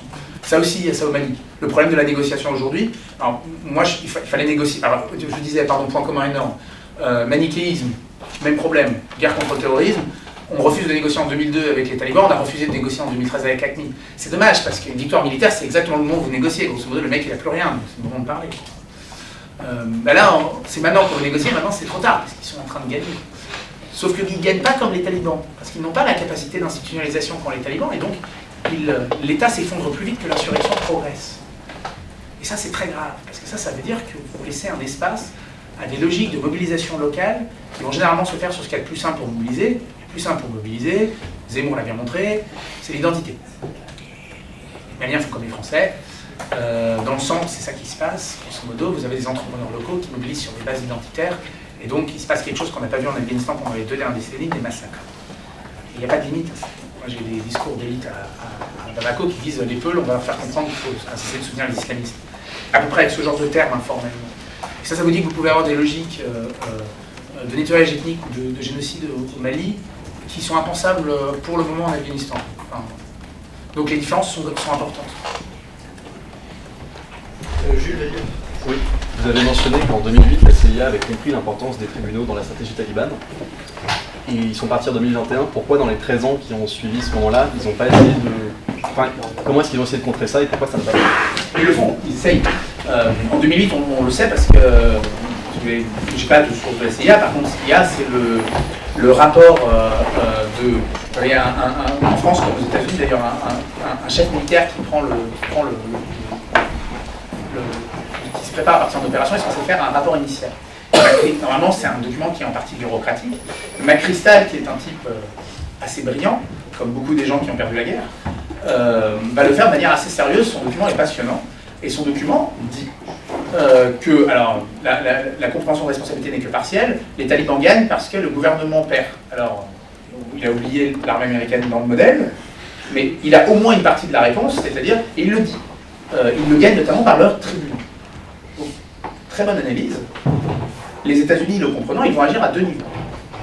La première, et les deux sont complètement contradictoires, et les deux sont catastrophiques. La première, c'est en passant... Alors le judiciaire va être le secteur le plus négligé entre 2002 et 2008. Quand je dis que c'est le plus négligé, vous m'excuserez l'ironie, mais c'est vrai, il est donné au pays qui a le moins d'importance dans les pays qui se divisent des plans d'intervention, l'Italie, qui de son côté a une revendication réelle de devenir un jour le pays qui s'occupe des questions de développement légal, parce qu'ils ont réussi à faire reconnaître en 1999 leur ONG, une ONG transnationale qui s'appelle IDLO, International Development Law Organization, comme l'agence des Nations Unies sur le développement légal. Donc il y a une volonté de spécialisation nationale.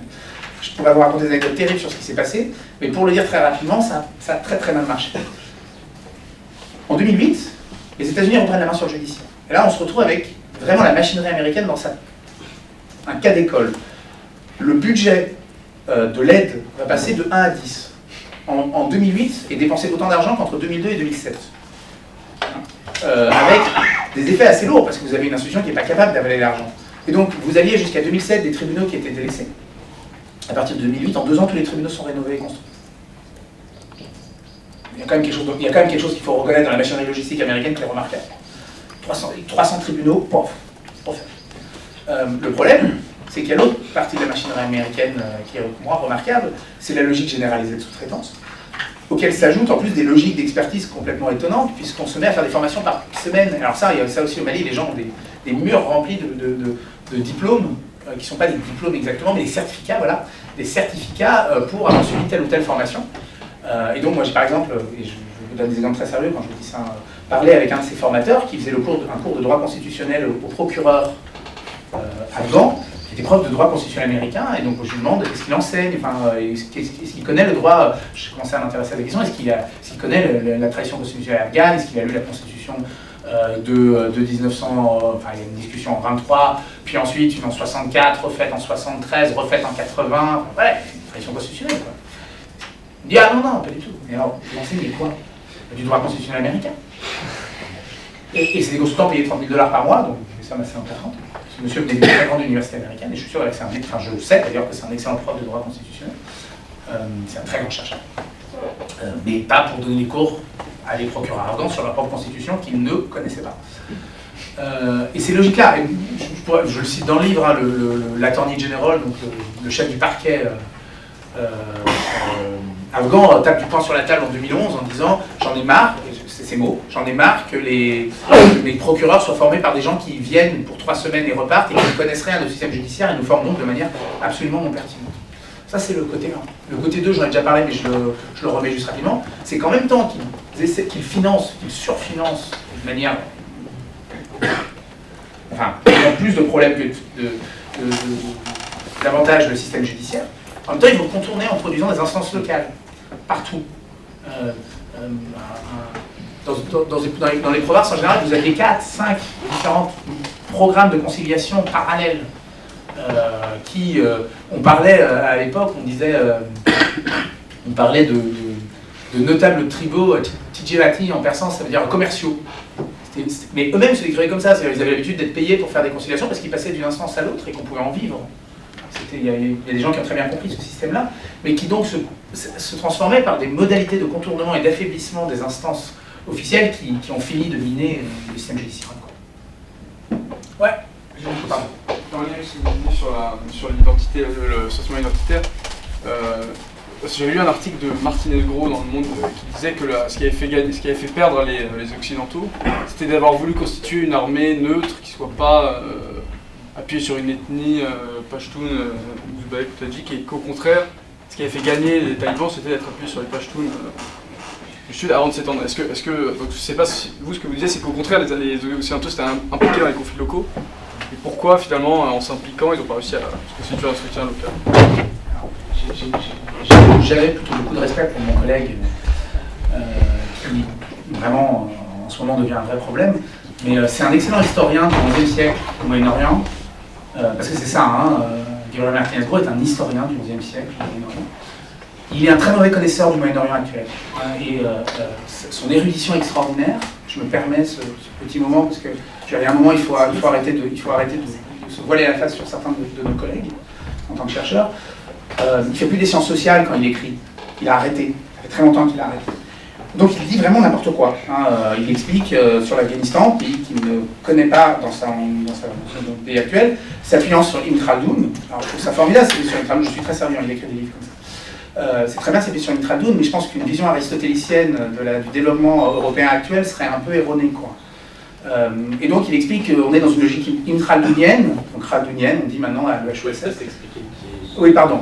Ibn Khaldoun est un extrêmement important philosophe médiéval dont les textes qui a écrit Al-Muqaddimah, qui est un très grand livre de philosophie arabe classique médiévale, dans lequel il a un modèle qui dit, je simplifie à l'extrême, je vais très vite, mais grosso modo la montagne crée une sorte de force sociale et vitale qui produit donc une logique guerrière très efficace qui finit par prendre les plaines et les villes, où le luxe et les biens matériaux amènent les gens à se vautrer dans la concupiscence et par perdre ce potentiel-là, d'où une logique cyclique de l'histoire où les montagnes et les déserts conquièrent les villes, mais c'est dans les villes que se fait le pouvoir économique et les choses comme ça. C'est un modèle cyclique de l'histoire qui est un très beau modèle. C'est un modèle qui a une force d'explication historique rétrospective assez magique pour le Moyen-Âge et qui est donc quelque part un des pères fondateurs de l'histoire. Mais comme tous les pères fondateurs de l'histoire, on pourrait aussi parler de la vision hérodotienne de l'Europe. Je vous laisse choisir lequel des auteurs classiques vous voulez prendre. On se retrouve avec un très grand problème, c'est que en Afghanistan, ce n'est pas les peuples des montagnes qui prennent les peuples des villes, contrairement d'ailleurs à ce que disait ce général. Vous voyez, la vision, elle est vraiment là partout. C'est au contraire leur capacité à faire de l'institution et l'incapacité des Occidentaux à faire de l'institution qui a fait perdre la guerre. Si les talibans ont prouvé quelque chose, c'est la demande d'État et de justice. Et donc, bon, il faut dire aussi qu'en plus chez Martinez-Gros aujourd'hui, il y a une espèce de logique de présenter l'islamisme parce qu'il a un problème viscéral de détestation pour l'islamisme, ce que je respecte très bien, il n'y a pas de souci, hein, mais de le présenter comme une forme nécessairement d'archaïsme et de barbarisme. Et il y a un moment, il va falloir arrêter de considérer que les gens qu'on définit comme des ennemis, je veux bien qu'on définisse l'islamisme comme un ennemi, on peut en discuter, mais on n'est pas obligé de considérer qu'ils sont archaïques et barbares et de ne pas comprendre qui ils sont pour cesser de perdre. Au minimum, même dans une vision, celle-ci, si on commençait à prendre au sérieux le fait que le JNIM fait de l'institution, bon, on commence maintenant, mais c'est plus tard. Si on avait commencé avec l'AQMI en 2013, ça aurait changé des choses au Mali. Si on avait commencé à considérer que les talibans étaient un mouvement bureaucratique, fondamentaliste, si, hein, mais bureaucratique, on n'aurait peut-être pas fait la même chose dans les années qui ont suivi, on n'aurait peut-être pas perdu une guerre. Ça, c'est mes moments d'agacement personnel. Justement, en fait, j'aurais aimé vous demander quels sont pour vous les inconvénients, vous n'en avez pas trop parlé. Les inconvénients, vous n'en avez pas beaucoup parlé, de l'arrivée des talibans au pouvoir en Afghanistan. C'est le mot, hein. Non, mais c'est une tragédie. Enfin, je veux dire, moi, j'ai passé 10 ans à observer un engrenage tragique. Donc, ce qui se passe aujourd'hui est terrible à voir. Alors, je ne sais pas par quel sens le prendre. Alors, l'évidence, parce que si je passe vite, c'est parce que vous le savez tous, c'est que... Alors, la situation des femmes n'était pas bonne en 2019. Je veux dire, par contre, il y a un endroit où il faut arrêter, c'est on ne passe pas d'une situation de femmes libres à une situation de femmes opprimées, on passe d'une situation de femmes opprimées à des femmes encore plus opprimées. Et c'est notamment un désastre pour les milieux éduqués des villes qui ont vécu cette intervention comme une deuxième chance, parce que l'intervention soviétique avait été pour ces élites-là une occasion d'avoir le pouvoir d'exercer leur vision de la société afghane. Hein, et l'intervention américaine, elle a été, si vous voulez, il y avait beaucoup d'anciens communistes dans le régime, les enfants, enfin les gens qui travaillaient dans les ONG étaient souvent des fils de communistes, on les voyait, les anciens, ou alors d'une diaspora venue en Occident, des milieux monarchistes, mais qui avaient vécu 20 ans, 25 ans en Europe, en Australie, aux États-Unis. Et ces milieux-là ont développé une vie très riche, on parle de centaines de milliers de personnes, qui n'ont plus leur place dans le pays. Les talibans ne leur donneront pas de place. Enfin, ils leur en donneront une très marginale, quoi. Hein, mettez-vous à la place de n'importe quel père de famille qui a beaucoup investi dans l'éducation de ses enfants, et surtout de ses filles, et qui se retrouve avec l'impossibilité de leur donner un avenir à peu près décent, quoi. L'autre, les grands perdants de la guerre, même si finalement, moi je craignais que ça finisse pire encore, mais c'est les Hazarachites. Parce que, et plus généralement les minorités. J'ai pas parlé des questions, liées à la capacité des talibans à sortir de leur composition initiale qui est Pashtun. Les talibans viennent du sud, qui est une région à très grande majorité Pashtun, et si le mouvement s'est jamais revendiqué comme Pashtun, il s'est toujours revendiqué comme islamiste et nationaliste, il est très largement composé de Pashtun et c'est surtout très visible dans cette direction. La Shura de commandement en 2016, par exemple, comptait un Tadjik, un Ouzbek, un Turkmène, vous voyez la logique de quota, et 9 Pashtuns. C'est un mouvement qui est dans une population qui, contraire, on n'a pas de chiffre stable, entre 30 et 40% de Pashtuns probablement, au doigt mouillé. Donc on est dans des logiques de surreprésentation qui sont en fait celles de l'État afghan d'avant 78, hein, qui prenait que tous les Afghans sont égaux, mais qui en même temps considéraient certains Afghans comme plus Afghans que d'autres. Et les talibans sont totalement dans cette logique-là, c'est-à-dire l'idée que l'idée qu'ils ne seraient pas les représentants des Pashtuns, néanmoins le gouvernement qu'ils ont nommé est à 90% de Pashtuns. Et maintenant ils ont proposé de mettre dans des secrétaires d'État des gens issus des minorités. C'est donc un mouvement qui a et son système judiciaire a contribué à lui permettre de s'imposer comme non ethnique, parce que justement les gens qui arrivaient devant les tribunaux s'avéraient traités de la même manière, mais néanmoins c'est un gouvernement qui concentre le pouvoir entre les mains de gens qui sont en grande majorité pashtuns. Ceux qui perdent encore plus, c'est ceux qui sont chiites, parce que comme c'est un mouvement clérical, c'est un mouvement qui donne une préséance aux interprétations sunnites. Je vais peut-être un peu trop vite parce que je n'ai pas expliqué ça, mais bon, tout le monde est familier de sunnite chiite. Grosso modo, il y a deux branches dans l'islam, pour aller très vite, qui se construisent lors de la succession du prophète Mahomet, avec le gendre, grosso modo, et un des compagnons, qui vont aboutir, dans les siècles qui suivent, au développement de deux écoles de pensée, de jurisprudence, deux modalités de croyance complètement alternatives, enfin, très différentes. Et 20% de la population en Afghanistan est chiite, et eux qui sont exactement la population qui, comme souvent les minorités font ça, se sont surinvestis dans l'éducation, dans le service public et ont donc vécu une ascension formidable dans les 20 dernières années, l'arrivée au pouvoir des talibans, c'est un retour en arrière pour eux terrible. Parce que, justement, c'est un mouvement c'est un État qui va être construit autour du clergé et qui donc va donner très peu de place à ces minorités-là, en particulier les chiites. Je me demandais comment a évolué l'état d'esprit de la population afghane vis-à-vis de l'intervention américaine. Est-ce qu'ils étaient directement au soutien des talibans, ou est-ce que même à la fin ils soutenaient les talibans ou pas spécialement? Il faut opposer ville et campagne ici, c'est très important de bien différencier les deux. Et la guerre d'Afghanistan aura été un moment à la fois d'urbanisation importante. Quand je vous disais qu'on a des images fausses de l'Afghanistan est un pays à majorité urbaine. Par exemple, l'image du pays de village, c'est faux. Au contraire, le phénomène social de la guerre, c'est l'urbanisation. Kaboul est passé de 600 000 habitants à 5 millions. C'est un fait social bien plus important que tout autre en Afghanistan. Et les villes, les talibans ont construit une popularité rurale d'abord, fondamentalement rurale. Beaucoup moins en ville. Mais même dans les campagnes, les talibans avaient fini par être beaucoup moins populaires en 2001. Parce que quand ils arrivent, en gros, pour aller très vite et être un peu simpliste, entre 1994 et 1996, il y a un vrai soutien populaire de l'arrivée des talibans, qui est en fait un rejet des guerres intestines entre les commandants. Mais entre 1996 et 2001, le côté brutal, et surtout le côté... je trouve plus le mot. J'ai sous-polé en tête, mais c'est un peu rapide comme mot. Le fait que les talibans, par exemple, mettent en place une police morale qui oblige les gens à aller prier 5 fois par jour, font fermer les commerces. Il y a toute une série de mesures qui avaient rendu les talibans assez impopulaires en 2001. Les militaires américains sont assez bien accueillis en 2002 dans beaucoup de zones rurales. Et c'est vraiment dans le contexte des exécutions ciblées américaines que les talibans vont pouvoir remobiliser. Parce que déjà, quand vous savez que la plupart des exécutions ciblées ne touchent pas les talibans, et les gens vont très vite comprendre ce qui se passe. Je l'explique longuement, ça, parce que c'était très important. Avec Gilles de Ronceron, on a étudié des séries de configurations locales, y compris une vallée, par exemple, qui est la vallée de Korangal, sur laquelle moi j'ai beaucoup travaillé, où les gens étaient viscéralement anti-talibans.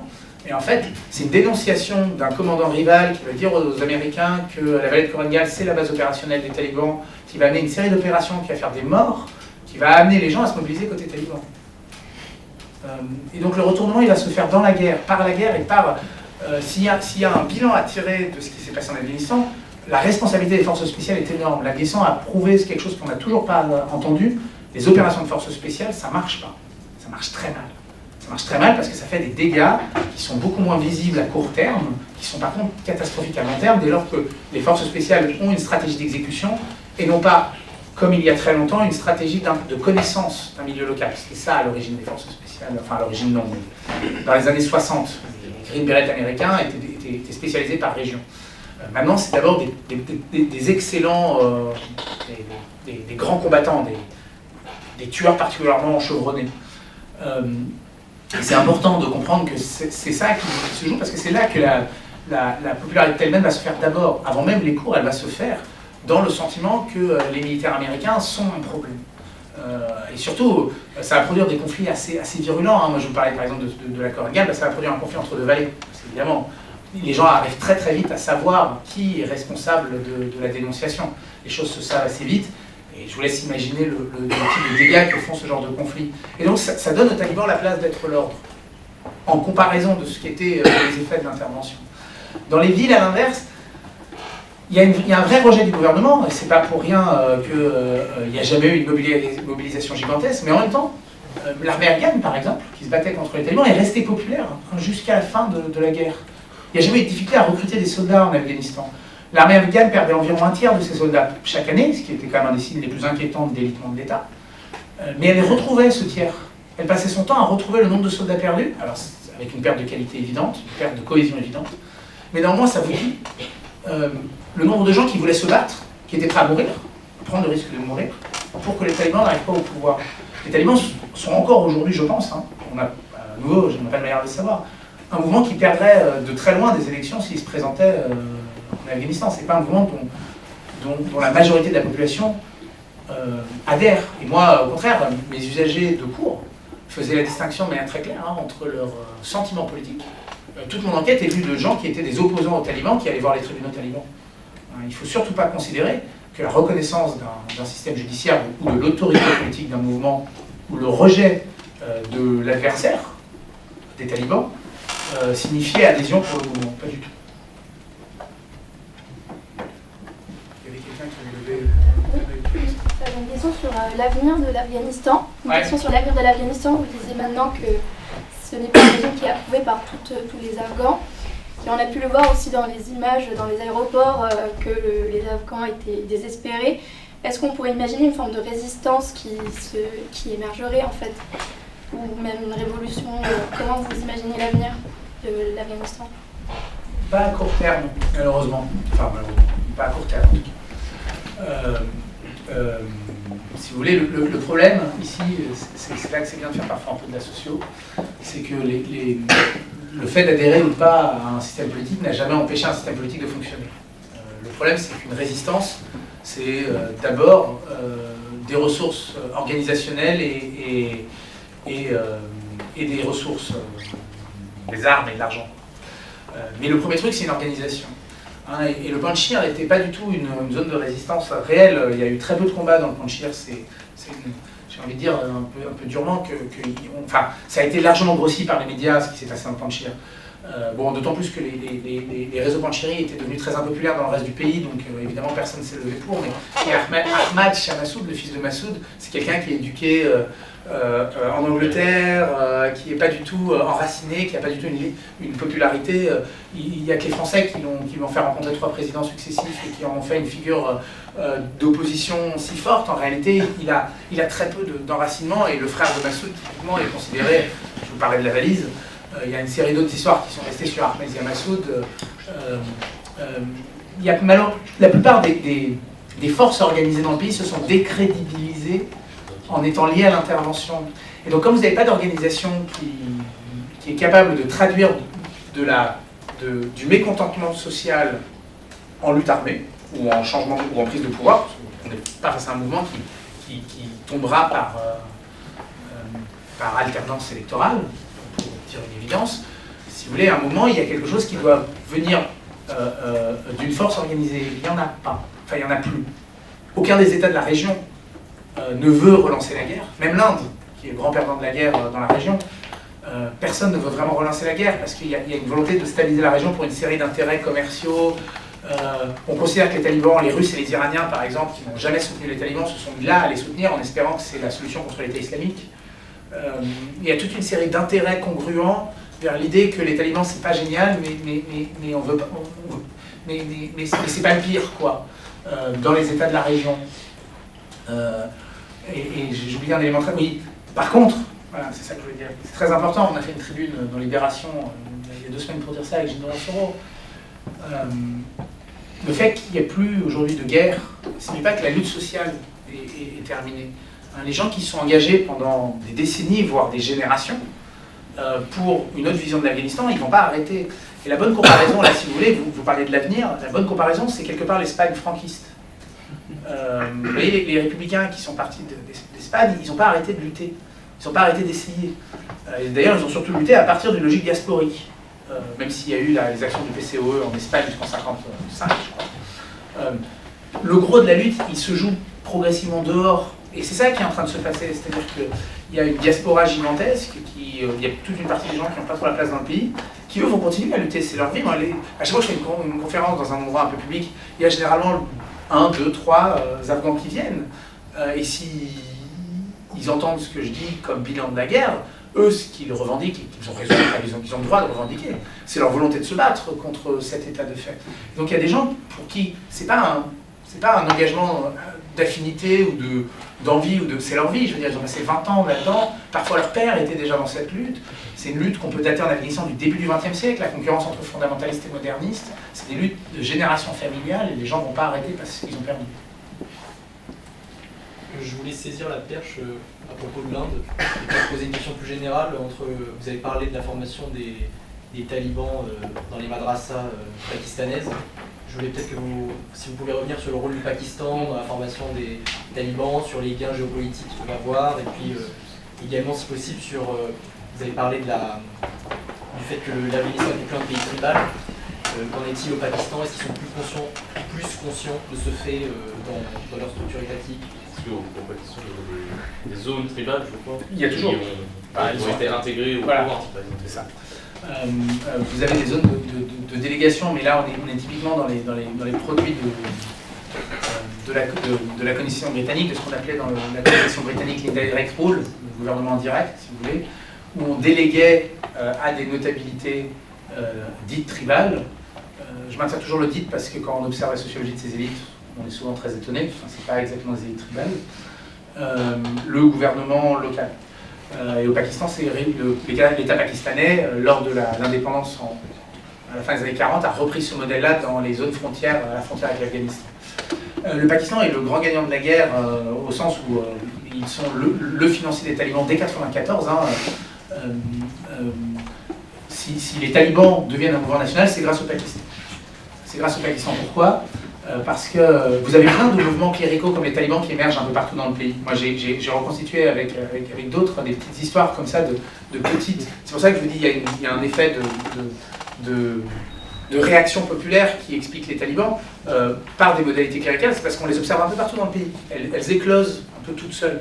Ce qui fait que les talibans, au lieu d'être un de ces petits mouvements locaux, sans conséquence devient un mouvement d'ampleur nationale, c'est que le Pakistan voisin les remarque au moment même où leur poulain de l'époque, le SB Islami, a montré son incapacité à prendre le pouvoir. Et donc les services pakistanais vont tester le mouvement sur la prise du poste frontière en 1994 à Kandahar, et ensuite en faire un mouvement, les utiliser pour nettoyer les routes, s'assurer qu'on pourrait enfin commercer de nouveau avec l'Asie centrale, et puis ensuite prendre le pouvoir. En 2001, le Pakistan a une stratégie très cohérente, plutôt les États-Unis qui ont une stratégie cohérente, qui était de continuer à soutenir le mouvement qu'ils ont soutenu. La cohérence américaine, ça a été de ne pas réagir à ça. Parce que le problème, c'était une chose, d'envahir l'Afghanistan, mais le fait de laisser les Pakistanais maintenir un sanctuaire aux talibans a été quelque chose d'absolument irrationnel, qui s'explique par des questions washingtoniennes un peu complexes, je passe dessus, notamment une ancienne coopération, qui d'ailleurs maintenant n'est plus le cas, mais qui était là, et le fait aussi surtout que le Pakistan était l'endroit par où passait la logistique de l'armée américaine, et donc vous avez toujours une lutte d'influence entre les diplomates et les militaires, pour aller un peu vite, entre les diplomates qui voulaient qu'on fasse pression sur le Pakistan et les militaires qui voulaient qu'on fasse pas trop pression parce qu'il fallait que la logistique passe. Même si le problème, c'est que le Pakistan était en même temps en train de soutenir les gens qui tiraient sur les militaires. Mais donc le Pakistan a une logique assez simple, hein. Ils ont facilité la logistique américaine en même temps qu'ils soutenaient les talibans, avec l'idée de bouter les Américains hors d'Afghanistan. Hein. La première personne qui se rend, le premier international qui se rend lors de la prise de pouvoir des talibans, c'est le chef de l'ISI, le service secret britannique, l'Inter-Service Intelligence. Pakistanais, je dis. Oui, pakistanais, qui vient à Kaboul montrer, c'est une manière de montrer, c'est nous qui avons gagné la guerre. Un petit rappel simplement, parce que j'aime bien quand même rappeler ça, le Pakistan a gagné la guerre, mais c'est une victoire à la Pyrrhus, parce que une partie de la guerre en Afghanistan était une guerre par procuration avec l'Inde. Donc l'Inde a perdu la guerre, mais l'Inde est devenue immensément plus riche et puissante que le Pakistan. Et donc si on prend un peu de recul, hein, le Pakistan a gagné une guerre en Afghanistan, mais s'est retrouvé complètement distancié dans sa concurrence avec l'Inde. Je pense que... Il restait une question? J'ai juste vu quelqu'un qui avait posé une question depuis. Est-ce que vous pourriez nous parler un peu plus de la relation entre la Chine et l'Afghanistan? Parce que la Chine a investi récemment auprès du gouvernement taliban, et aussi quel apport représente l'Afghanistan pour les Chinois? Alors les Chinois sont tout simplement en train de récolter les fruits de celui qui n'a rien fait. C'est vrai. C'est-à-dire, grosso modo, ils sont celui qui ne sait pas... ils sont le pays ils sont la puissance de la région, ils ont un intérêt à la stabilisation, ils ont un intérêt à ce qu'il n'y ait pas de sanctuaire pour les Ouïghours. Et donc ils font une pression très forte sur les talibans, ce qu'ils avaient déjà fait dans les années 90. Dans les années 90, les talibans avaient dans leur grand sentiment de solidarité islamiste, viré les militants ouïghours pour faire plaisir à la Chine. Donc on est dans un mouvement qui est assez récurrent pour les Chinois. Et en même temps, une logique économique, mais qu'il faut prendre avec un peu plus de circonspection que ce qu'on peut lire dans les analyses qu'on voit de manière générale. L'Afghanistan a des ressources minières probablement importantes, mais on ne sait pas vraiment. Et on se trouve toujours dans les... Parce que grosso modo, il y a eu tous ces fantasmes sur la guerre pour les mines, un pays de mines à ciel ouvert, pour reprendre le très mauvais titre d'une carte de magazine d'il y a quelques années. L'Afghanistan est un pays où pour l'instant les ressources sont très peu exploitées. Le problème, c'est que pour exploiter les ressources, il faut beaucoup de choses. Il faut d'abord une stabilité politique, il faut pouvoir faire des investissements qui ne durent pas 5 ans, mais 10, 20, 30 ans, 40 ans. Ça peut être dans des pays qui sont très autoritaires. La junte birmane n'a jamais empêché des vrais investissements, mais il faut une stabilité. Donc, il est possible que si les talibans restent au pouvoir suffisamment longtemps, les Chinois investissent de manière un peu plus durable dans les ressources, et je pense qu'il y a des débuts de prospection. Parce qu'à l'inverse, les États-Unis, typiquement, à l'inverse des modèles qu'on tend à toujours trop apposer d'impérialisme sur les guerres, l'Afghanistan est un exemple typique d'un endroit où les États-Unis ont très peu essayé de tirer profit de leur guerre. Il n'y a pas de construction d'impérial industriel, en particulier minier, pendant l'intervention américaine. C'est plutôt fascinant parce que c'était des ressources possibles de la reconstruction étatique. À l'inverse, les Chinois ils y vont, mais ils y vont avec beaucoup de circonspection. Ils sont très inquiets parce que les talibans sont difficiles à... Les talibans sont dans une logique à la fois de demande de reconnaissance internationale et en même temps d'imposition d'un ordre assez brutal dans le pays. Et donc, il y a une inquiétude de la possibilité que les talibans soient mis au banc, ce qui rendrait certains investissements très compliqués, parce que s'il y a des sanctions, je vous rappelle que les États-Unis ont une logique de sanctions qui est universelle, puisqu'ils ont un double régime de sanctions, un régime dit premier, où les entreprises américaines n'ont pas le droit de faire des opérations avec le pays en question, et c'est surtout le régime dit second, qui a un côté superpuissance. Toute entité qui a un compte aux États-Unis n'a pas le droit de faire des opérations. Donc ça limite beaucoup les possibilités d'investissement si jamais le gouvernement devait être mis au banc. Et donc, les Chinois, ils y vont lentement. Ils y vont en prenant le temps. De toute façon, ils sont ceux qui vont tirer les profits de la défaite américaine dans la région, c'est évident.